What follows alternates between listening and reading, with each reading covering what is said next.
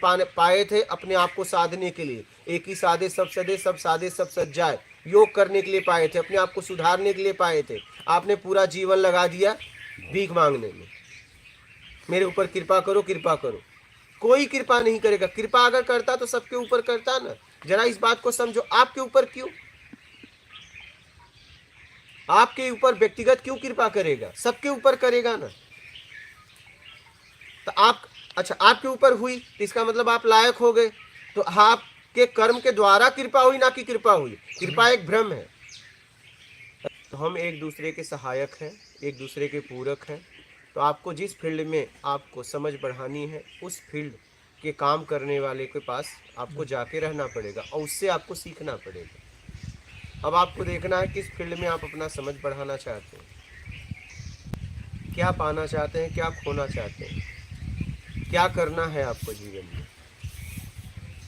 क्या आपको चाहिए, क्या नहीं चाहिए, ये आपको तय करना है।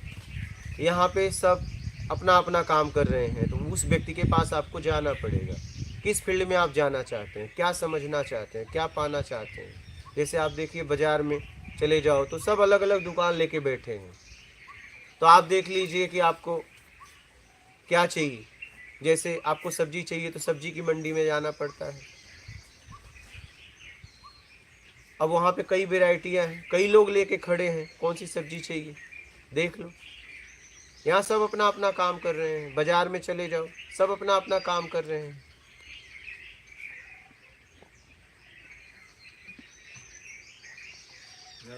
नर्मदे बात समझ रहे हो। तो आपको क्या चाहिए देख लो। अब जो चाहिए आपको मूल्य देना पड़ेगा। यहाँ फ्री में कुछ नहीं मिलता। क्या आपको जो चाहिए उसके लिए आपको पे करना पड़ेगा। यहाँ फ्री में कुछ नहीं मिलता।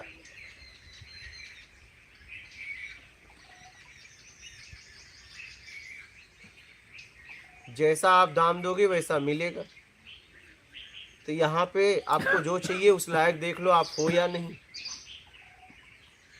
आप दुकान से सामान लेने जा रहे हो, कपड़े लेने जा रहे हो, तो कपड़े तो कितने भाव से कितने भाव तक है। आप देखिए कौन सी दुकान में जा रहे हो, आप उस लायक हो या नहीं। नहीं तो बाद में जलील होके लौटना पड़ेगा आपको। अब पता चला आपके जेब में 100 रुपये है और चले गए 3 स्टार में या कई स्टार में होटल खाने, तो आपको फिर जलील होके भोजन तो मिल जाएगा, लेकिन बाद में जलील होना पड़ेगा, जलील होके भरपाई करना पड़ेगा। अगर आप सीधा पैसा नहीं देंगे तो व्यक्ति आपको जलील करेगा, फिर हो सकता है आपसे बर्तन भी मजवा ले। तो आप जो आपको चाहिए देखिए उस लायक आप हो या नहीं, आपकी योग्यता है कि नहीं, आपकी सामर्थ्य है कि नहीं। आप शोरूम में जाओगे, कहोगे मुझे गाड़ी चाहिए, वो गाड़ी के पहले पैसा नहीं मांगेगा, वो आपको गाड़ी दिखाएगा, फिर कहेगा लो। अब नहीं लोगे तो फिर आपको जलील करेगा वो।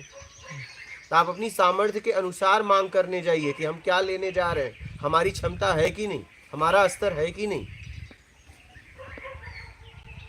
क्योंकि सब यहाँ लेके बैठे हैं और सबका दाम है, सब अपना अपना दाम लगा के बैठे हैं।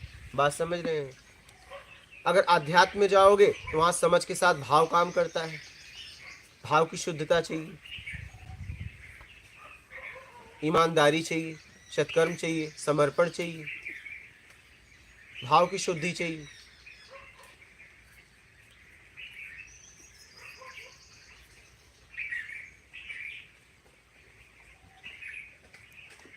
वहाँ गए हो तो अहम को हटाकर आपको लेना पड़ेगा। अगर अहम में हो तो वहाँ टिकोगे ही नहीं, क्योंकि वो आपके हमेशा अहम पे ठेस खट मारेगा और आप उठ के चले जाओगे। यहाँ फ्री में कुछ नहीं मिलता है, प्रकृति का नियम है लेन देन।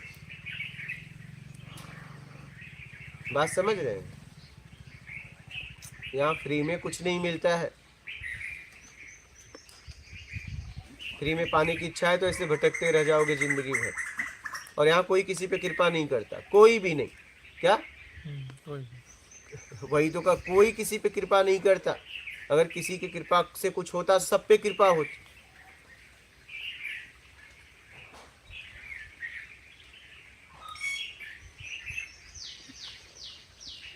बात समझ में आ रही है। यहाँ कोई किसी पे कृपा नहीं करता।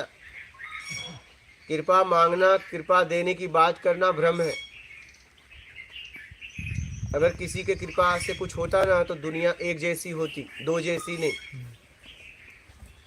किसी का जीवन था अशांति में, किसी का शांति में। वही गांव में कोई भूखा सो रहा है, वही गांव में कोई करोड़पति है, वही गांव में कोई दरिद्रता में जीवन जी रहा है, वही गांव में कोई सेठ की तरह जीवन जी रहा है, वही गांव में कोई फटा कपड़ा पहन के घूम रहा है, वही गांव में कोई बढ़िया बढ़िया कपड़ा पहन के घूम रहा है। कृपा होती तो एक जैसी होती। आपका जैसा कर्म है वैसा आपको परिणाम है, कोई कृपा नहीं करता। इसलिए अगर बदलाव करना है अपने जीवन में तो काम करना चालू कर दो, जो चाहिए उसके लिए काम करो। सिद्धांत है, कोई किसी पे कृपा नहीं करता, कोई नहीं। कृपा की मांग करना ही भटकाव है, और ये भटकाव हमें लोग दे रहे हैं एक दूसरे को। तुम प्रार्थना करो, तुम कृपा मांगो, कोई कृपा नहीं करता। यहाँ कृपा वाला कोई है ही नहीं है, पूरा सिस्टम है, और जैसा आप इस सिस्टम में काम करते हो वैसा आपको सिस्टम देती है। बात खत्म।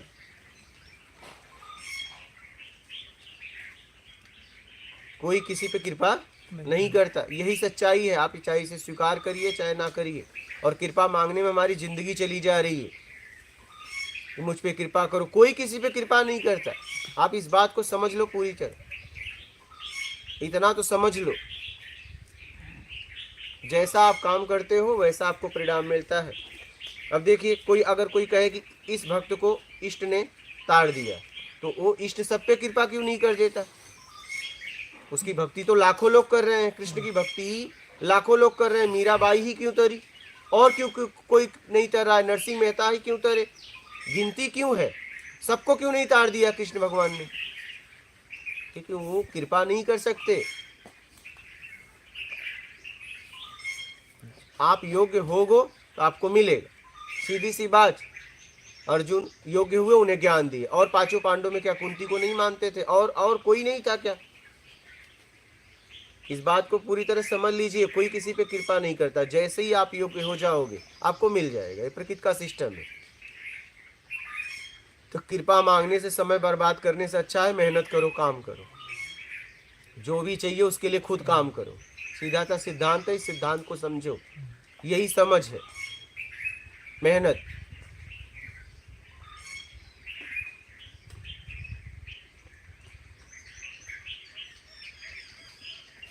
इसको पूरी तरह समझ लो, इसको पूरी तरह समझ लो।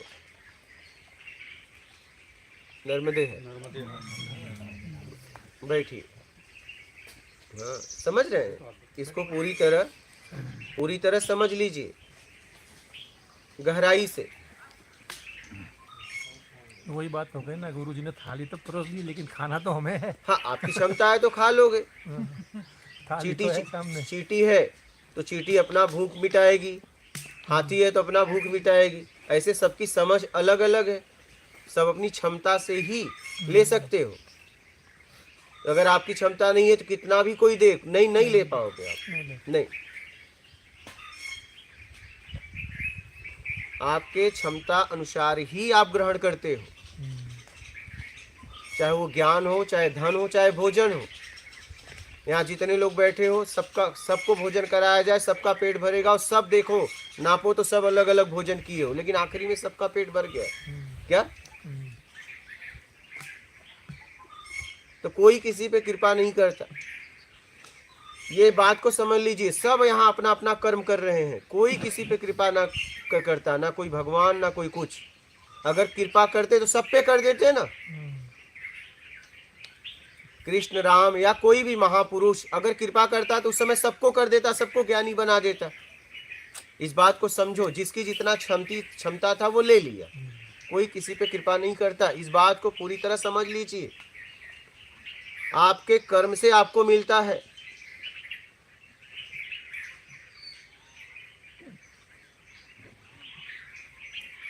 और हमें बचपन से एक ही बात सिखाई जाती है, आप कृपा मांगो, प्रार्थना करो ना। किसी के कृपा से होता तो मैं कहने का मतलब यही समझो। अभी लोग भक्ति सिखाते हैं कृष्ण की, कृष्ण का दर्शन करो मोक्ष हो जाएगा। तो महाभारत में सबको मोक्ष होना चाहिए, सबने उन्होंने सामने से देखा। अर्जुन को क्यों ज्ञान हुआ, सबको क्यों नहीं हुआ? क्योंकि अर्जुन की क्षमता थी। अर्जुन ही एक महाभारत में ऐसे थे जिसे कुछ नहीं चाहिए में आ गए थे। बाकी सबको कुछ न कुछ चाहिए था। और जब तक आपको कुछ न कुछ चाहिए तब तक आपको आत्मज्ञान नहीं हो सकता। तब तक आप बाहर भटकोगे, बाहरमुखी रहोगे। अंतर्मुखी तभी जाओगे जब आपको कुछ नहीं चाहिए।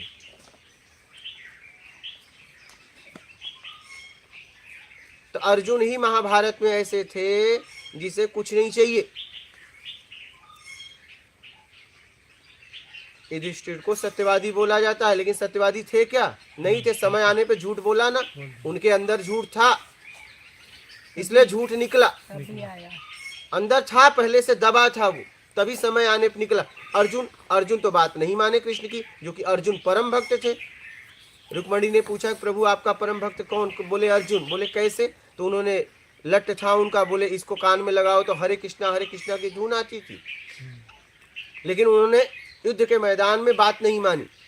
बोले मेरे लोगों को मैं वैभव के लिए नहीं मार सकता और मुझे कुछ नहीं चाहिए। जब कोई कुछ नहीं में आता है तब जाके वहां से उस स्व की यात्रा शुरुआत होती है। अभी तो आप बाहर से छुड़ाने की यात्रा कर रहे हो।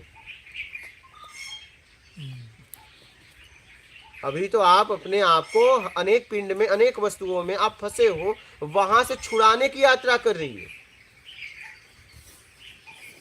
अभी तो आप इस पिंड में भी नहीं हो, अभी आप इस पिंड में नहीं हो। स्वरूप, ये रूप है, बाहर का रूप है। बाहर के रूप से मुक्त होंगे, स्वरूप में आएंगे तो आत्मज्ञान होगा। इस पिंड के इस रूप, ये पिंड रूप है, इस रूप से मुक्त होंगे तो ब्रह्म ज्ञान होगा। अब आप देख लो कि आप कहाँ हो। अभी तो आप अनेक पिंडों में फंसे हो, अनेक पिंडों में घुसे हो। वहां से अपने आप को निकालो, वो भी रसपान के लिए। किस पिंड में घुसे हो? जहां से 5 इंद्रियों से सुख मिलता है, शब्द, दृश्य, गंध, रस, स्पर्श। एक भी मिलेगा तो आप उसमें घुसे हो। देखो कोई सुंदर लगता है, किसी को सूंघना, भोजन, सुगंध, दुर्गंध अच्छी लगती है, किसी को शब्द, किसी को स्पर्श, किसी को स्वाद। ऐसे ही आप अनेक पिंड में फंसे हो। सबसे ज्यादा जहां 5 को मिलता है, भोग और भोजन में। 4 भोजन से मिलता है, 5 भोग में मिलता है। इसमें सबसे ज्यादा फंसे हो। हाँ, किसी का संगीत अच्छा लगता है तो आप शब्द में भी, किसी के संगीत में भी फंसे हो, उसका सुनना अच्छा लगता है। किसी के शब्द आपको बहुत अच्छे लगते हैं, कोई आपको सुंदर लगता है। तरह तरह से आप फंसे हो। अच्छा, जो कि वो अस्थाई है, वो रहेगा नहीं। किसी की सुंदरता नहीं रहेगी, स्वाद भी नहीं रहेगा। उसी भोजन को रख दो, 1 दिन बाद खाओ, स्वाद बदल जाएगा। 2 दिन बाद खाओ, फिर क्या होगा? 3 दिन बाद खाओ, क्या होगा? बहुत बदल जाएगा स्वाद। हर वक्त बदल रहा है, हर वक्त परिवर्तनशील संसार है। आप रोकना चाहती हो, आप रोकना चाहते हो, इसलिए फंस गए हो। मैं पूर्ण है, 2 मैं, एक अहम मैं, एक परम सत्य में। मेरा से अहम मैं तैयार हो गया है। अब मेरा से हमें कुछ चाहिए की वजह से मेरा से अहम मैं आया है। अब मैं क्या कर रहा हूं? कुछ चाहिए से मुक्त नहीं हो रहा हूं, सीधा अहम मैं को गिरा रहा हूं। नहीं गिरेगा। ये कैसे गिरेगा? मेरा को छोड़ दो। अब मेरा कैसे छूटेगा? उससे कुछ चाहिए वो छोड़ दो, मेरा छूट जाएगा। हम कहाँ गलती कर रहे हैं? सीधा अहम मैं को गिराना चाहते हैं। नहीं गिरेगा, क्योंकि ये कुछ मिलने से पैदा हुआ है। मेरा से, मेरा को हमने क्यों पकड़ा? कुछ चाहिए अपने तरीके से। उसने दिया तो राग, नहीं दिया तो द्वेष। अहम मैं पैदा हो गया। तो आप कुछ चाहिए से मुक्त हो जाओ, तभी कुछ होगा। जरूरत में जीना चालू कर दो।